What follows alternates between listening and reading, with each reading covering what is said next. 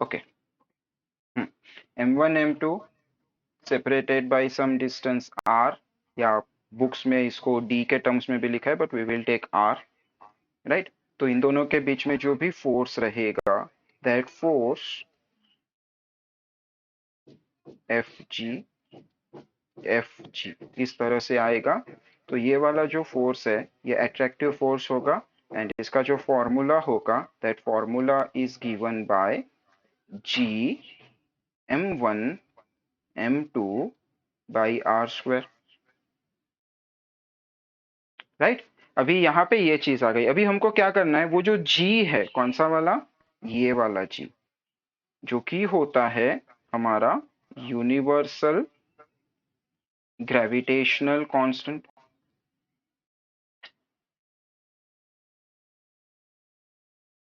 ये हमको पता है, एंड इट्स यूनिवर्सल, मतलब यूनिवर्स में आप कहीं भी जाओ ये सेम ही दिखने वाला है, राइट। राइट, यूनिवर्स में कहीं भी जाओ, हमारे सोलर सिस्टम में आप कहीं भी जाओ, या हमारे सोलर सिस्टम के बाहर कहीं भी जाओ, दूसरे गैलेक्सी में जाओ, जी का value is not going to change, as simple as that.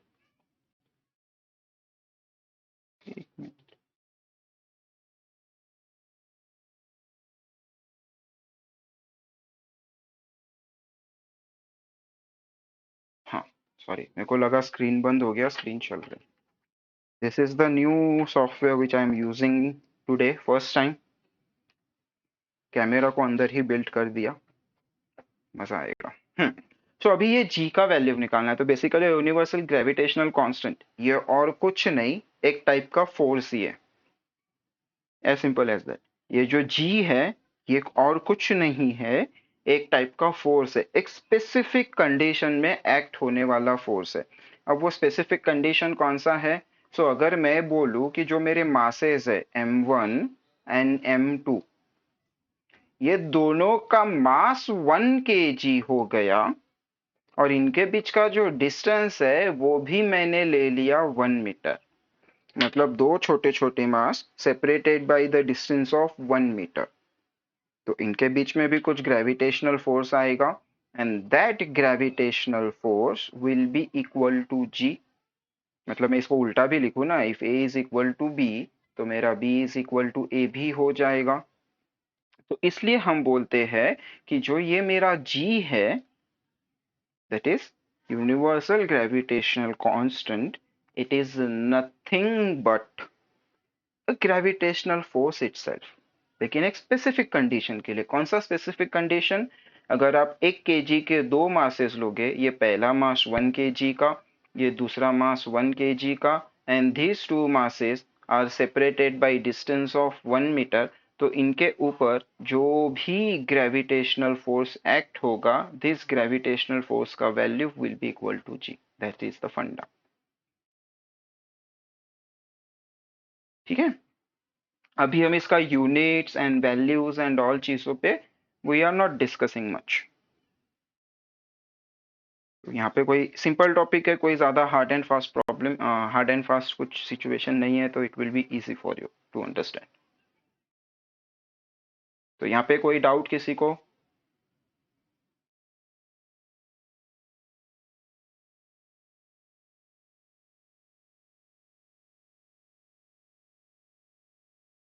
Okay, ठीक है।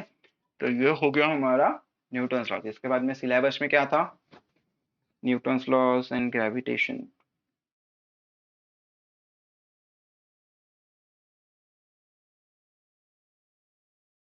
याद है किसी को इसके बाद कौन सा टॉपिक आता है?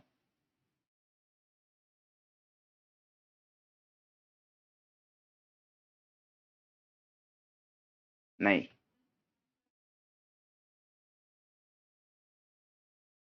इसके बाद का जो टॉपिक आता है that is your Kepler's law.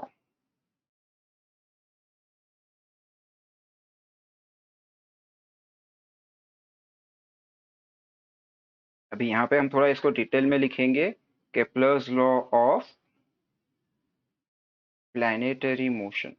Planet किस तरह मूव करते हैं, या प्लैनेट्स के सैटेलाइट्स किस तरह मूव करते हैं, उसके ऊपर बात की जाती है। ठीक है। तो इसमें जो पहला लॉ है, पहला लॉ क्या बोलता है कि जो प्लैनेट है वो अपने स्टार के अक्रॉस एलिप्टिकल ऑर्बिट में घूमेगा। ठीक है, तो थोड़ा हम लोग अच्छे से बनाएंगे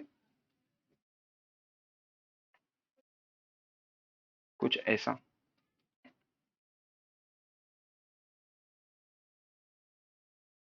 लाइक दिस, एलिप्टिकल ऑर्बिट में घूमेगा। यहाँ पे लेट्स से मेरा प्लैनेट है, दिस इज माई अर्थ। अभी इसके मैं दो एक्सिस बना देता हूँ, एक जाएगा ऐसे एंड दूसरा जाएगा ऐसे। जो दिखाई नहीं दे रहा होगा ना, वो वही इंटेंशन है, दिखे ना हमको। मैं इसको फिर ऊपर से ऐसे भी बना देता हूँ फिलहाल के लिए कि ये मेरा X axis and Y axis. ये जो पॉइंट होता है इसको कहा जाता है सेंटर ऑफ एलिप्स। ये जो फिगर है, ये फिगर को कहा जाता है एलिप्स। और ये एलिप्स शेप का ऑर्बिट है, that's why it is called as elliptical orbit. Simple sweet.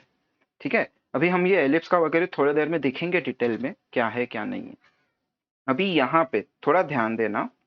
Normally हम जब भी सर्कल निकालते हैं ना, लाइक दिस, ये सपोज कोई सर्कल है, तो सर्कल में हमारे पास एक ही पॉइंट होता है जिसको हम बोलते हैं सेंटर।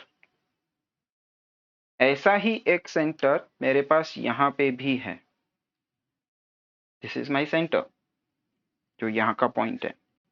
ठीक है, लेकिन ये सेंटर को सबसे कम इंपॉर्टेंस होता है इस टाइप के शेप स्ट्रक्चर्स में। फिर इंपॉर्टेंस किसको होता है, तो इसमें दो पॉइंट्स आते हैं। पहला पॉइंट आएगा समवेयर हियर, दूसरा पॉइंट आएगा समवेयर हियर। ठीक है, इसको नाम देंगे हम लोग F1, इसको नाम देंगे हम लोग F2। ये जो F1 और F2 होते हैं इनको कहा जाता है फोकस। ये जो F1 एंड F2 है इनको कहा जाता है फोकस। और केपलर का पहला लॉ क्या बोलता है कि सॉरी, केपलर का फर्स्ट लॉ क्या बोलता है कि अगर कोई भी प्लैनेट एक एलिप्टिकल ऑर्बिट में घूम रहा है तो उसका सन उसके फोकस पे होगा। If any planet is, a planet performs an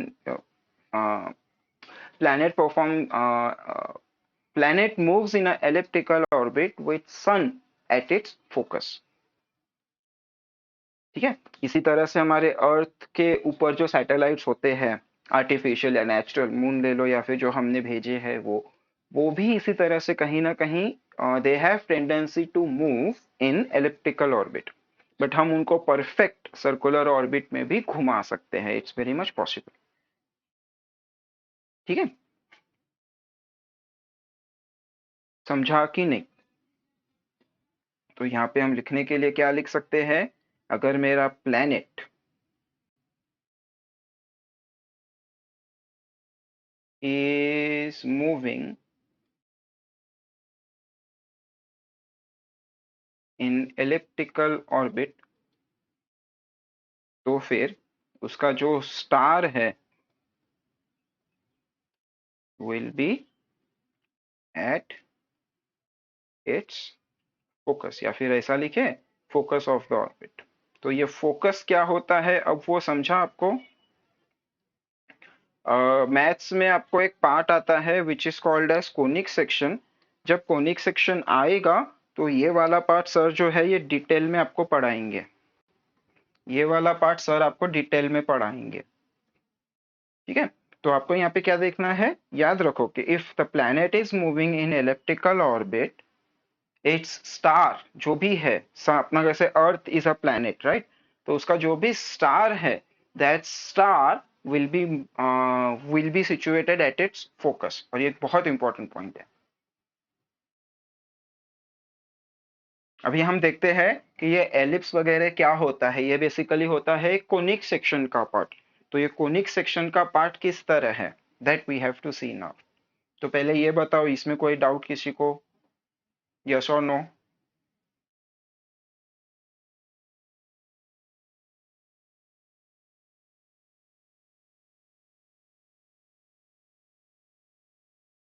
okay, सारे लोग रिप्लाई नहीं कर रहे हो। सो देखो, अभी हम देखते हैं ये कोनिक सेक्शन का क्या फंडा है, but before that just give me a minute.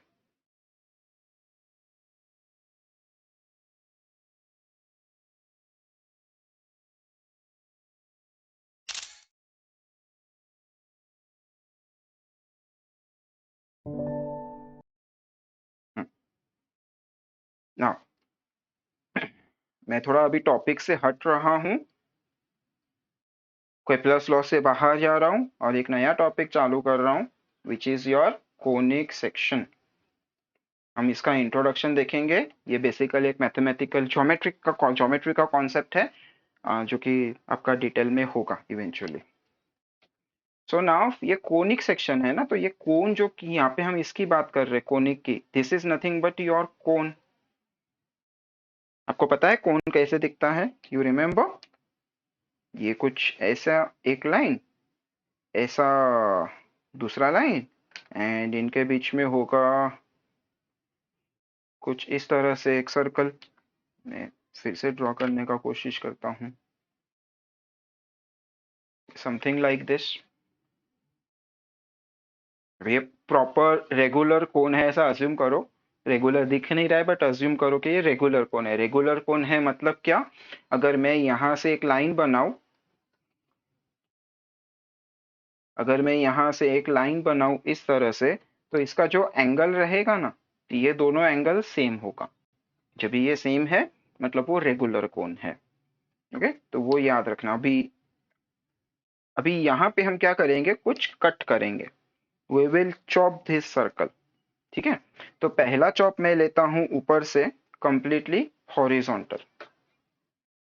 अब ये जो हॉरिजॉन्टल लिया है, ये वाला, अगर मैं इसको ऊपर से देखूं, टॉप व्यू से देखूं, तो डोंट यू थिंक मुझे एक सर्कल दिखेगा?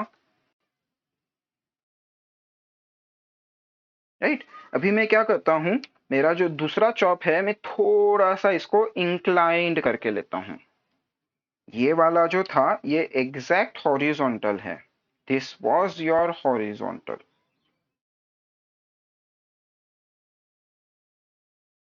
ओके, अभी मैंने लिया है थोड़ा सा चॉप। थोड़ा सा चॉप लेके ऊपर से देखूंगा तो ये मुझे कुछ इस टाइप का दिखेगा। Can you imagine? हाँ या ना? इमेजिन नहीं कर पा रहे हो तो अभी एनिमेशन खोलता हूं।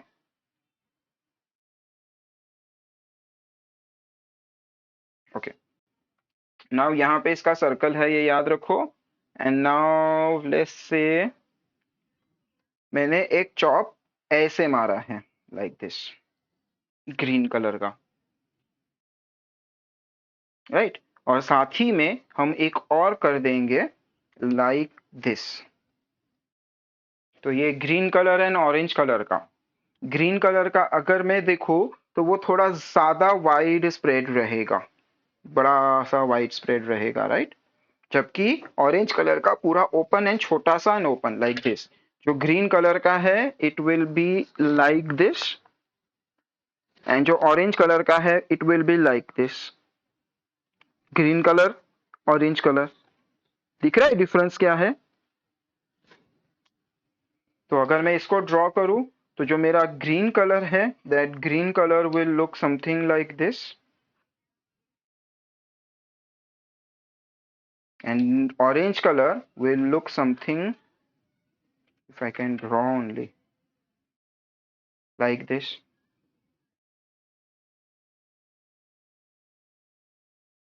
समझा कि नहीं? कौन सा किसका लाइन आ रहा है? फटाफट बता दो, यस नो।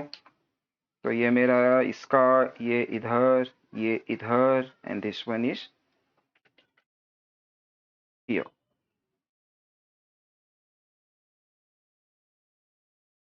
सो हमको पता है जो ये ऊपर वाला है,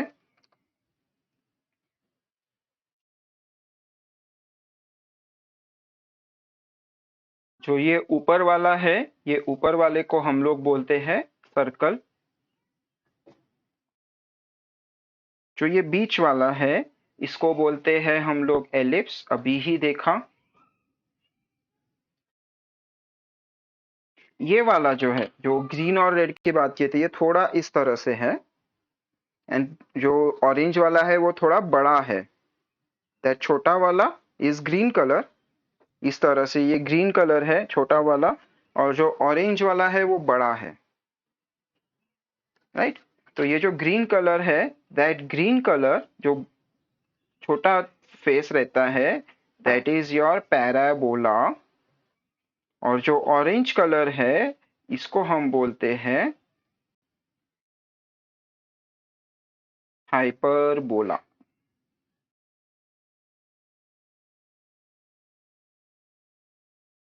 राइट। तो जो येलो कलर का है, दैट इज योर सर्कल, फिर एलिप्स, पैराबोला, हाइपरबोला, और ये चारों मिलके आपका बनता है कोनिक सेक्शंस।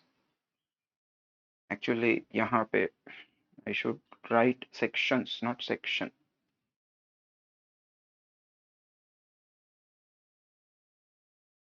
ठीक है। अभी सर्कल सब, अभी ये कोनिक सेक्शन है तो सबके पास एक सेंटर होता है, सबके पास होगा सेंटर, राइट। हम वो सेंटर का अभी डिस्कशन नहीं करेंगे, ठीक है। वो सेंटर के बारे में अभी नहीं देखेंगे, क्योंकि वो आपका मैथ्स का पार्ट है और हमको ऐसे भी सेंटर से मतलब नहीं है। हमको यहाँ पे किससे मतलब है? फोकस से। हमको किससे मतलब है? फोकस से। सो इसका जो फोकस रहेगा आपका, दिस एलिप्स, एलिप्स के पास दो फोकस होते हैं, ठीक है। पैराबोला के पास भी फोकस होगा, और इसके पास भी कहीं ना कहीं यहाँ पे कहीं पे एक फोकस होगा। अब ये जो हाइपरबोला है, ये हाइपरबोला मैंने आपको प्रैक्टिकल सेंस में बताया है, बट जब भी हम इसको पढ़ाई करते हैं तो हम बेसिकली इस टाइप का हाइपरबोला निकालते हैं,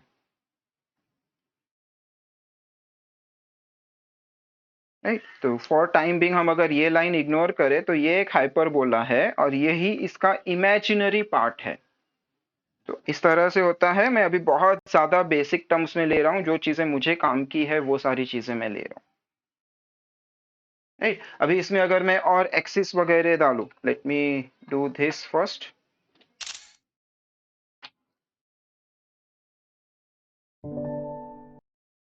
ठीक है। अभी अगर मैं इसमें और एक्सिस वगैरह सारी चीजें डालूं तो ये और थोड़ा ये हो जाएगा। तो टू डू दैट मैं थोड़ा इसको क्लीन कर दूं, ठीक है। अभी देखो, यहाँ पे जाएगा आपका X axis, this will be your Y axis. यहां से जाएगा आपका एक्स एक्सिस, और जो वाई एक्सिस होगा वो यहां से परपेंडिकुलर जाएगा फ्रॉम दिस पॉइंट। ये हमारा वाई एक्सिस।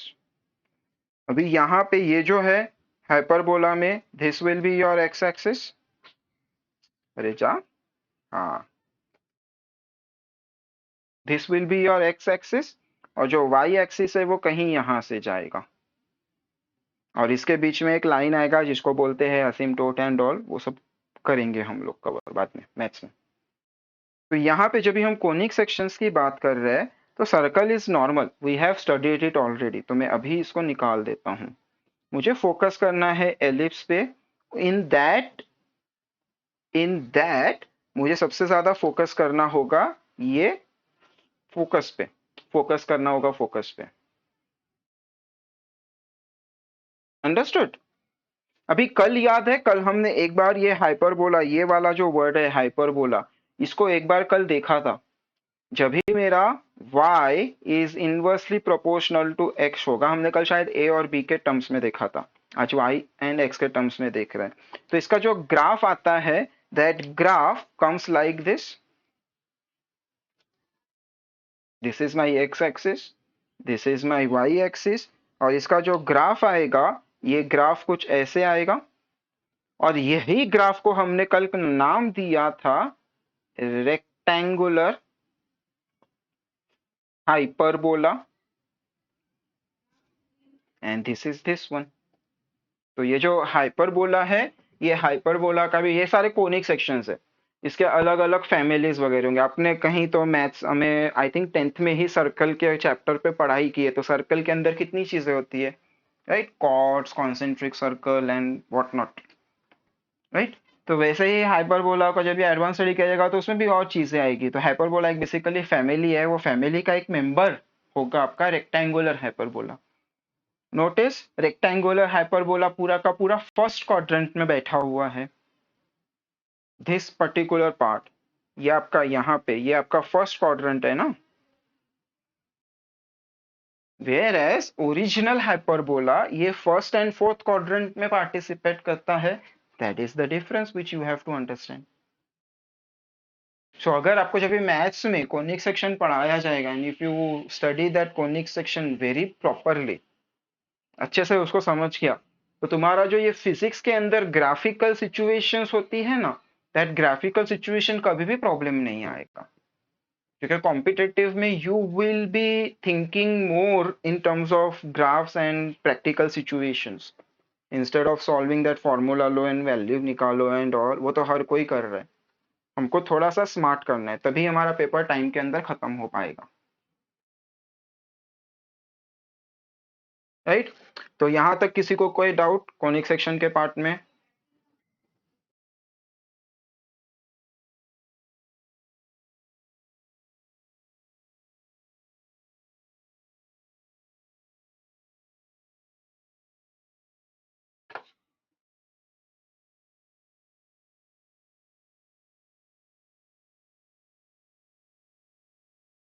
यहां तक किसी को कोई डाउट कॉनिक सेक्शन के पार्ट में?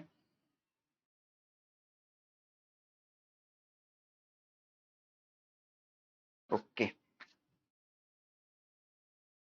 सो चलो आगे चलते हैं। हम स्टडी कर रहे थे केप्लर्स का फर्स्ट हो गया जिसमें एलिप्स आया, तो एलिप्स से हम चले गए कोनिक सेक्शन की तरफ। अब आते हैं सेकेंड लॉ की तरफ केप्लर्स का, जो कि आपका होगा एरियल स्पीड से रिलेटेड। ठीक है, क्या बोलता है अभी? Let's draw an ellipse, this is my ellipse let's say, और यहाँ पे मैं कुछ एक्सिस बना दूं, तो ये हो जाएगा मेरा एक्स एक्सिस, ये हो जाएगा मेरा वाई एक्सिस, राइट। अभी यहाँ पे कहीं पे मेरा सन होगा, इधर ये वाले फोकस पे या ये वाले फोकस पे, कहीं एक जगह पे होगा। लेट्स टेक जो मेरा सन है वो यहाँ पे है, this is my sun.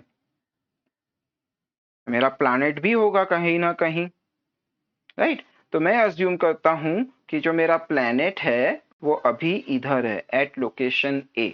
This is the, जो ये लोकेशन ए है, ये लोकेशन मेरे प्लैनेट का है, ठीक है। अभी हम देखेंगे कि in a time of 1 month, in time of 1 month ये जो प्लैनेट है वो यहां से यहां तक आ गया,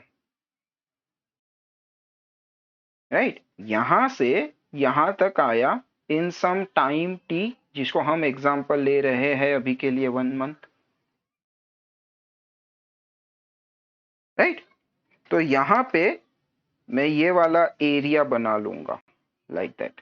मेरे लिए ये वाला जो एरिया है shaded part, that area is important. Let's call this area as A1, और ये जो पॉइंट है इसको दे दो B। फिर प्लैनेट और चलता रहा, टाइम बीतता गया, और एक सिचुएशन पे अब मेरा प्लैनेट इधर आया है एट दिस लोकेशन C पे, ये लोकेशन पे। अभी फिर मैंने लिया 1 मंथ का टाइम ड्यूरेशन, 1 मंथ में मेरा प्लैनेट इधर तक ही आएगा। ये जो टाइम है, अगर मैं इसको टी के टर्म्स में लिखूं, तो मेरा ये वाला time will be equal to 1 month only. मैं इसको भी मेरे सन से कनेक्ट कर दूं क्योंकि मुझे एरिया चाहिए, राइट। और ये वाला मेरा एरिया हो गया, that will be my A2। तो केपलर क्या बोलता है, ये जो एरिया होगा A1 एंड A2 ये दोनों इक्वल होगा, राइट, केपलर ने बोल दिया। ओके, अभी हम क्या करेंगे, इसको जो मैंने 1 मंथ बोला है उसको मैं सीधा सीधा टाइम के टर्म्स में ले लेता हूं, दैट इज टाइम टी के टर्म्स में। मुझे ये 1 मंथ वगैरह नहीं चाहिए, मुझे जनरल चीजें चाहिए। मैंने बोला कि टाइम टी में वो ए से बी गया, राइट, मैंने क्या बोला, इन टाइम टी वो पहले ए से बी गया, फिर सी से डी गया। ये दो सिचुएशंस बनाई है हमने, पूरा जो मोशन है वो मोशन के अंदर ये दो सिचुएशंस पकड़ी है, राइट। तो बताओ मुझे यहाँ पे कि ये पॉइंट पे, ये पर्टिकुलर पॉइंट पे, लेट्स से इसको नाम देते हैं पी पॉइंट, और ये वाला पॉइंट पे इसको नाम देते हैं क्यू पॉइंट। तो velocity at P and velocity at Q के बीच में रिलेशन क्या आएगा, वेलोसिटी एट पी ज्यादा होगा वेलोसिटी ऑफ क्यू से, वेलोसिटी ऑफ पी और वेलोसिटी ऑफ क्यू इक्वल होगा, लेस होगा, या फिर पता नहीं।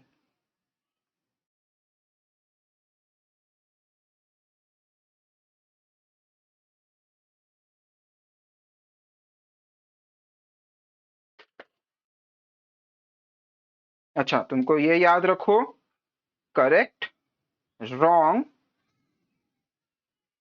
थम्स अप, और इसके लिए चैट में कमेंट करो तो पता तो चले कौन बोलता है गॉड नोस। अभी ये सीक्वेंस याद रखो, करेक्ट है मतलब ऑप्शन ए, रॉन्ग है मतलब ऑप्शन बी, थम्स अप है मतलब ऑप्शन सी। क्वेश्चन आते ही फटाफट क्लिक करो तो समझता है कि मेजॉरिटी किसका है, बिकॉज वो थोड़ी देर में तुम्हारा साइन चला जाएगा वहां से।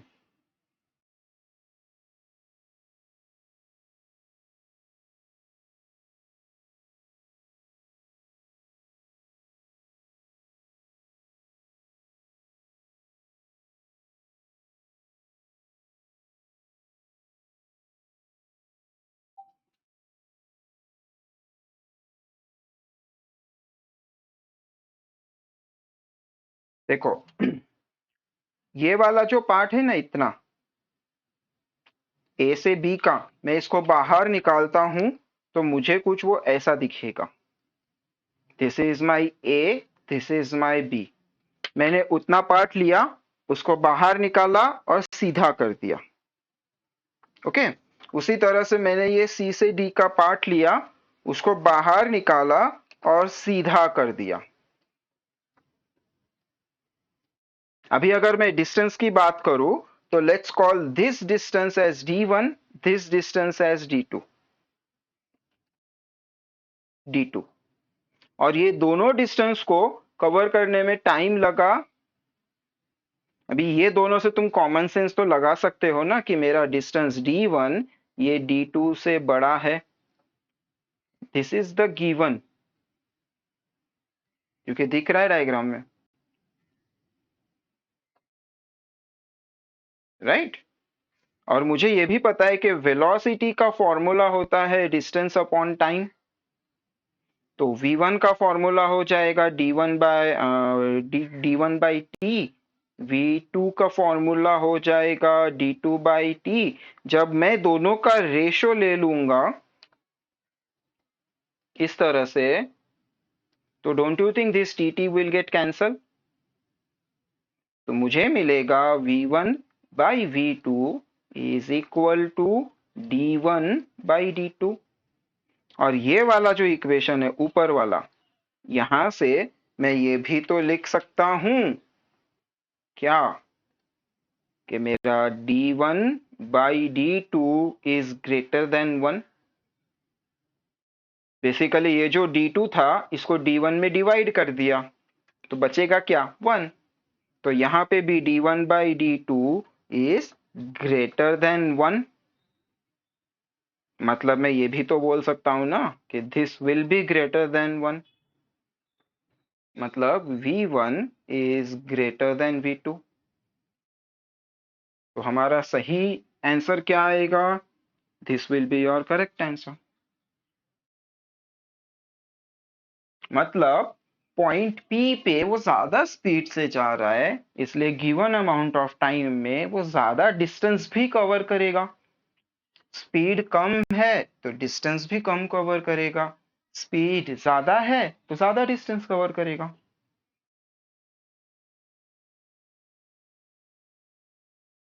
समझा कि नहीं?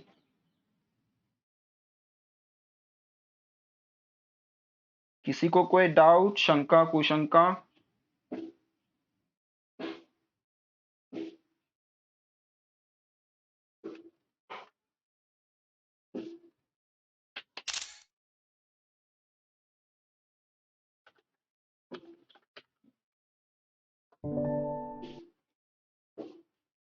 कोई डाउट किसी को?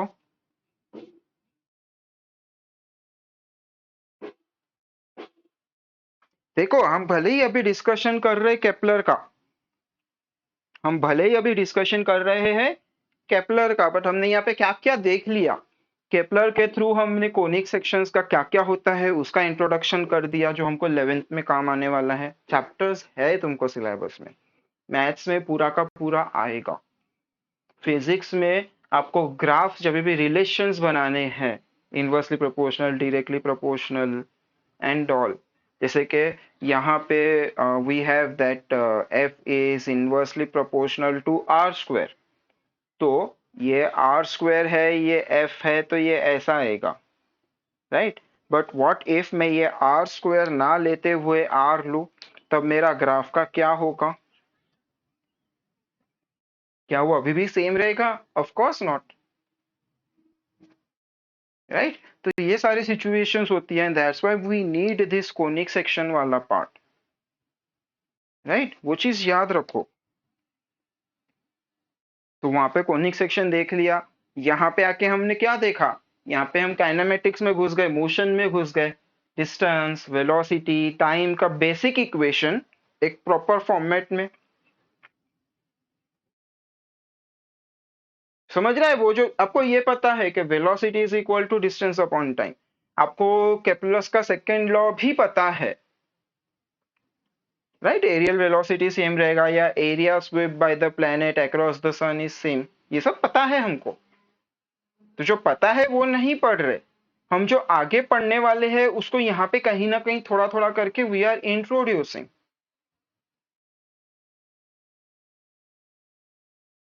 ठीक है?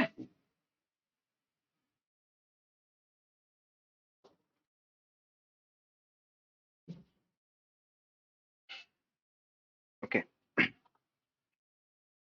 सो नाउ चलते हैं हमारा आज का लास्ट पॉइंट पे, दैट इज योर केप्लर्स का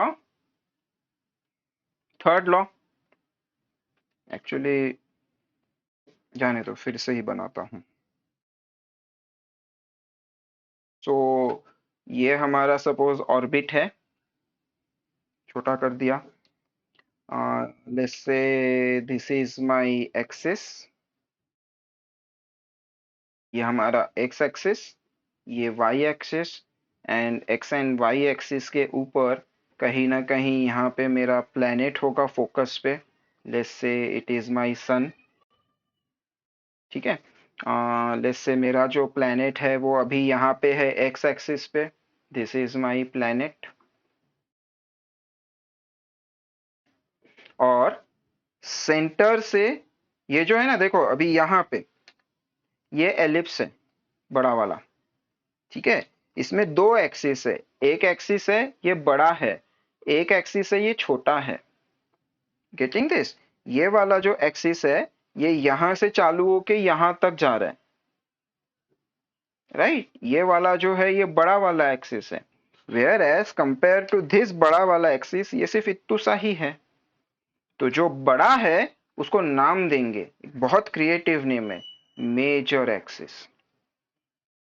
अभी बड़े वाले को मेजर बोला तो छोटे वाले को माइनर बोलेंगे, राइट। समझा क्या? यस और नो?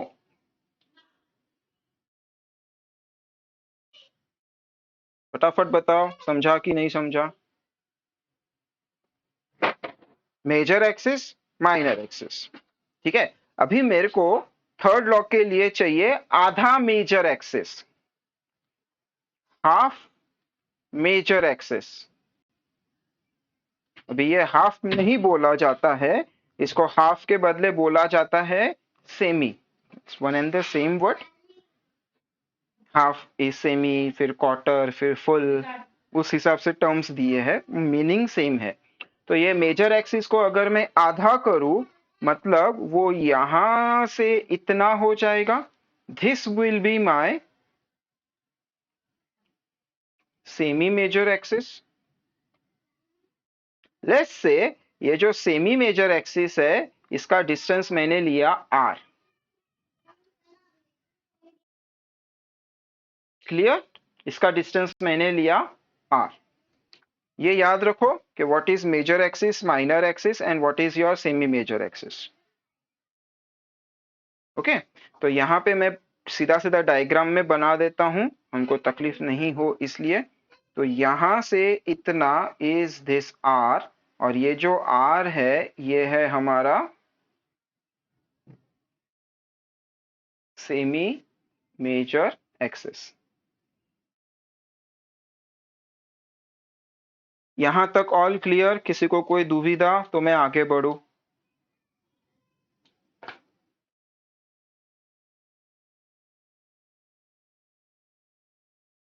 कुछ है तो चैट में बता दो। ठीक है। अभी देखो, अभी हमको एक बहुत इंपॉर्टेंट टर्म यहाँ पे डिस्क्लोज करना है या सीखना है, that is your time period, always denoted by capital T. आप साइंस के कोई भी ब्रांच में जाओ, time period is always your capital T, हमेशा। ठीक है।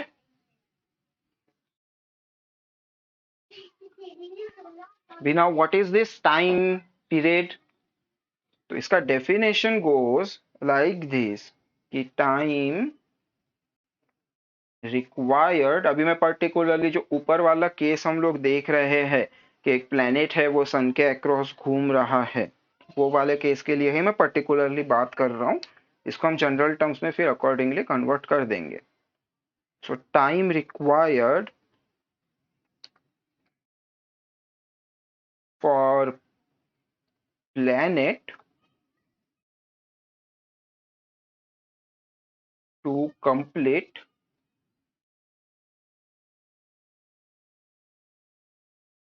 वन revolution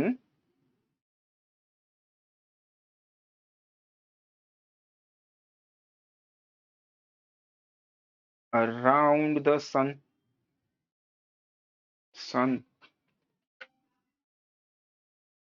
मतलब ये प्लेनेट यहां से चालू करेगा, यहां से जाएगा, घूमेगा, वापस वही जगह पे आएगा। और ये पूरा जहां से चालू किया, सपोज इसने यहां से चालू किया, ये सन है, सपोज मेरा प्लेनेट इधर है, ये यहां से घूम के वापस इधर ही आएगा। यहां से चालू किया, यहां से घूम के वापस इधर ही आया। यहां से चालू किया, घूम के वापस सेम जगह पे आने के लिए, एक बार सेम जगह पे आने के लिए, एक चक्कर लगाने के लिए जितना टाइम लगा, that is your time period. और हमारा जो अर्थ है, अर्थ सन के अक्रॉस एक चक्कर कितने दिनों में लगाता है? How many days? एक दिन, 28 days, one day, 28 day, 365 day। ठीक है। अभी हम मून और अर्थ की बात करें, मून और अर्थ की बात करें तो मून कितने दिन में अर्थ का एक चक्कर लगाता है? मून कितने दिन में अर्थ का एक चक्कर लगाता है?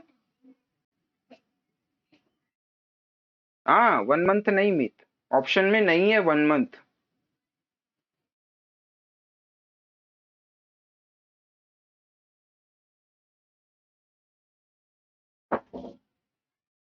27 डेज, 27-28 के बीच में होता है। वो अधिक मास का ऑप्शन, अधिक मास वो एक है, एक मंथ एडजस्ट किया जाता है ना, वन जो कम है वो, दैट इज दैट।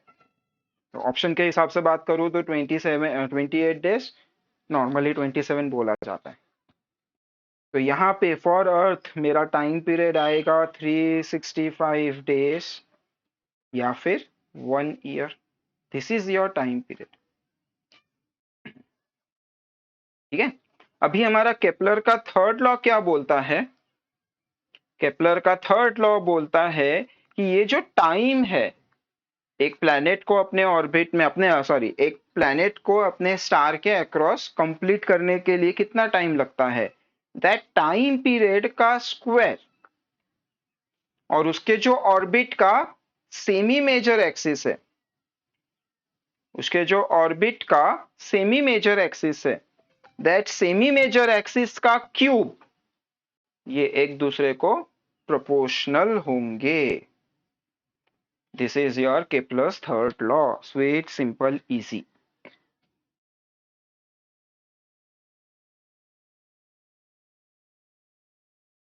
ठीक है।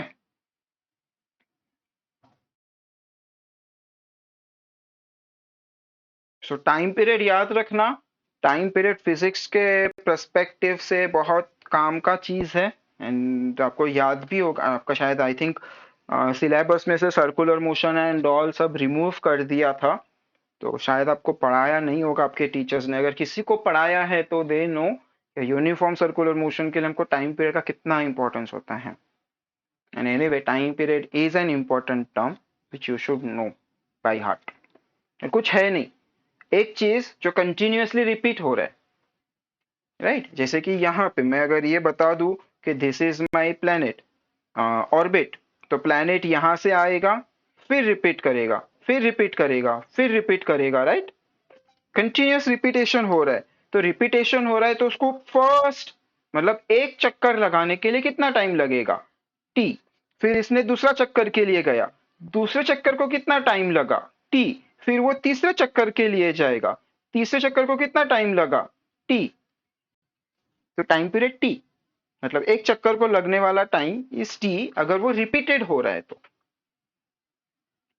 और जो मोशन रिपीटेड होता है, ऐसे मोशन को हम लोग बोलते हैं पीरियोडिक मोशन। अभी यहाँ पे अगर आप ध्यान से देखोगे ये वर्ड्स, पीरियोडिक में भी पीरियड आया, और यहाँ पे टाइम के साथ भी हमने पीरियड लगा दिया। That's how the two words are connected with each other.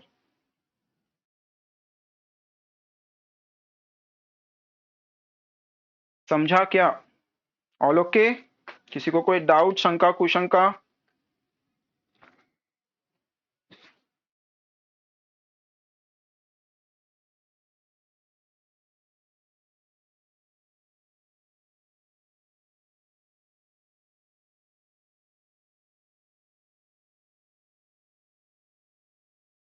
Okay, तो ये सारा जो कल का और आज का स्लाइड्स था, कल का और आज का जो भी स्लाइड है वो सब आपको ऐप पे अपलोड हो जाएगा रात तक या कल सुबह तक, तो आप कल सुबह देख लेना उसको। एंड सेकेंड थिंग, अभी 5 मिनट है तो मैं इसके ऊपर बात कर लूँ। एक हैबिट हमेशा रखो अभी यहाँ से, अगर 11-12 साइंस में रहना है और you don't want to do गधा मजूरी, दिन का 10 घंटा पढ़ाई, 12 घंटा पढ़ाई, उससे ही करियर बनता है, मैं उस चीज के सख्त खिलाफ हूँ। मेरा सिंपल फंड है, दिन का 2 से 3 घंटा पढ़ाई करने का, ज्यादा दिमाग को स्ट्रेस देने का नहीं, अपना एज 15-16 साल है उसके हिसाब से बिहेव करने का, राइट? सो 2-3 घंटा पढ़ाई करना है, मतलब ऐसा नहीं कि मैं मेरा असाइनमेंट्स कंप्लीट कर रहा हूँ या ये कर रहा हूँ, नहीं। पढ़ाई मतलब proper reading, proper practice, text book खोल के पढ़ो, रेफरेंस बुक खोल के पढ़ो, क्लास से जो आपको प्रैक्टिस शीट्स आता है वो करो, वो सब चीजें। एंड क्लास का जो 1 घंटा होता है ना, वो 1 घंटे में you should make your own notes. लोगों को हैबिट होता है दे टेक द स्क्रीनशॉट्स, वो स्क्रीनशॉट ही रहेगा, और ये जिस चीज का आप स्क्रीनशॉट ले रहे हो, ये तो नोट्स आपको ऐसे ही मिलने वाले हैं। जो ये पीपीटी बन रहा है, I am writing on a PPT, तो जो पीपीटी बन रहा है, ये पीपीटी तो आपको ऐसे ही मिलेगा, तो स्क्रीनशॉट से कुछ नहीं होगा। और ना ही हम वो कभी पढ़ने वाले हैं, राइट। तो हमको क्या चाहिए, हमको चाहिए हैंड रिटन नोट्स, बिकॉज अगर एक बार वो आपके हाथ के नीचे से जाएगा तो वो आपका मेमोरी में काफी टाइम तक रहेगा। जैसे कि अगर अभी आज किसी ने सिर्फ प्रवचन सुना है, सुना नहीं है तो सवाल ही नहीं, छोड़ ही देने का। बट इनकेस अगर किसी ने सुना है वो प्रवचन, आज का लेक्चर, मे बी एक दिन दो दिन, फिर वो भूल जाएगा, करेक्ट। बट अगर किसी ने सुनते हुए शायद खुद के नोट्स लिखे हैं या कुछ एक दो वर्ड्स लिखे हैं या हेडिंग्स ही डाली क्यों ना हो, कुछ खुद के हाथ से लिखा है, तो उसका एटलीस्ट वो टॉपिक थोड़ा बहुत रिकॉल होगा, थोड़ा ज्यादा टाइम के लिए, 3-4 दिन तक या 5 दिन समझ लो। और उतने टाइम में ही आपको ये टॉपिक के ऊपर प्रैक्टिस आ जाएगा, न्यूमेरिकल्स आ जाएंगे, क्वेश्चंस आ जाएंगे, सब आ जाएंगे, राइट। तो इससे करने से क्या होगा, हम हमारा जो क्लास में चल रहा है उसका फ्लो स्लोली स्टेडीली फॉलो कर रहे हैं। क्लास में मैंने ये टॉपिक पढ़ाया, ये 4-5 दिन आपके दिमाग में रहेगा, उसके पहले इसका प्रैक्टिस हो जाएगा। तब तक दूसरा टॉपिक तैयार कर रहे हैं, मतलब हम पुराने टॉपिक का प्रैक्टिस कर रहे हैं और नया टॉपिक पढ़ रहे हैं, पैरेलली दोनों चीजें चालू है, नया लर्निंग भी जा रहा है और जो है वो हम लोग लॉन्ग टर्म मेमोरी में स्टोर भी कर रहे हैं। ऐसा मेरा सब्जेक्ट नहीं, अपने आर एस अकेडमी में हर सब्जेक्ट इसी तरह पढ़ाया जाएगा, is the format we follow. फिर आपका रेगुलर टेस्ट एंड ऑल होगा, तो वहां पे वो ब्रश अप्स भी होता रहेगा एंड ऑल, रिवीजन जिसको बोला जाता है, बिकॉज वी आर ह्यूमंस, हम एक चीज याद नहीं रख सकते हैं। और मेरे ऐसा कोई आदमी, मैं कुछ भी कर लो मेरे को तो नाम याद ही नहीं रहते, राइट। तो थोड़ा बहुत नोट्स वगैरह करते चलो, it will help you only. तो इसका प्रैक्टिस वगैरह आएगा, तो यू विल, अभी इसका प्रैक्टिस क्या, अभी इसका हम लोग सीईटी लेंगे तो उसी में सब कुछ क्वेश्चंस वगैरह वी विल ऐड। तो सीईटी का भी एक दिन डिले, एक्चुअली हमको कल से लेक्चर्स डालने थे, एक दिन डिले होगा, परसों से आएंगे, because we are setting up things. तो लेट्स सी ना। So that's it from my side, 10 minute का ब्रेक लो एंड 7:30 को you can join the next lecture maths का। और कल आपका होगा केमिस्ट्री मैथ्स, ठीक है। तो उसका मैसेज आपको देशमुख सर मतलब आ जाएगा टेलीग्राम पे हर रोज की तरह। तो किसी को कोई डाउट है तो पूछ लो, वरना tata bye bye see you, मिलते हैं 2 दिन बाद।